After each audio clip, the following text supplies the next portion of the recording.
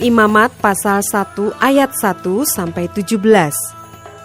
Korban bakaran. Tuhan memanggil Musa dan berfirman kepadanya dari dalam kemah pertemuan.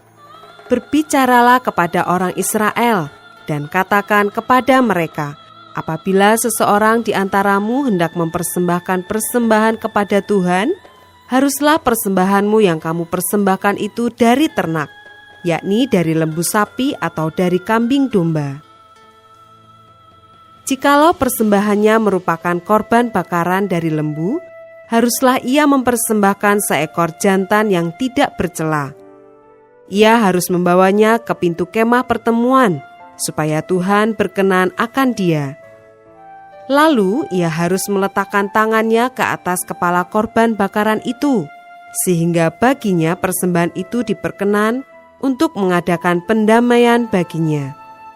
Kemudian haruslah ia menyembelih lembu itu di hadapan Tuhan, dan anak-anak Harun, imam-imam itu, harus mempersembahkan darah lembu itu dan menyiramkannya pada sekeliling mezbah yang di depan pintu kemah pertemuan. Kemudian haruslah ia menguliti korban bakaran itu dan memotong-motongnya menurut bagian-bagian tertentu.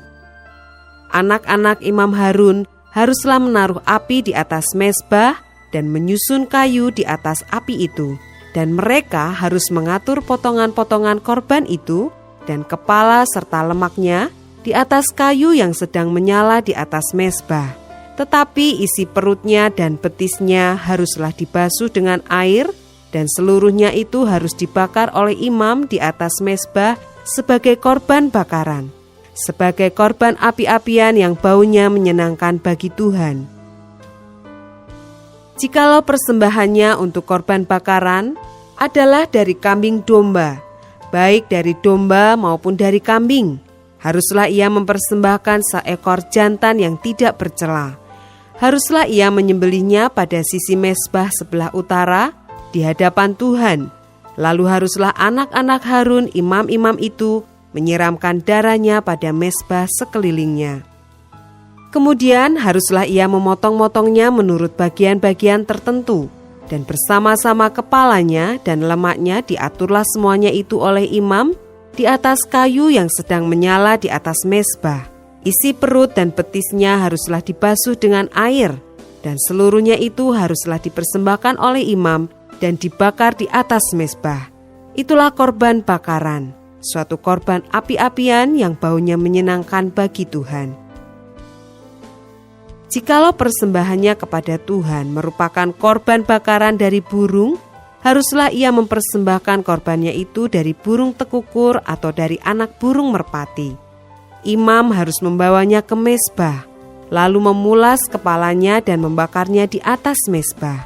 Darahnya harus ditekan keluar pada dinding mezbah.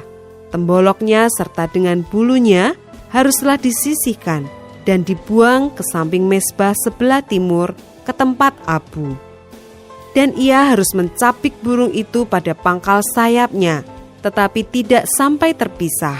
Lalu imam harus membakarnya di atas mezbah, di atas kayu yang sedang terbakar. Itulah korban bakaran, suatu korban api-apian yang baunya menyenangkan bagi Tuhan.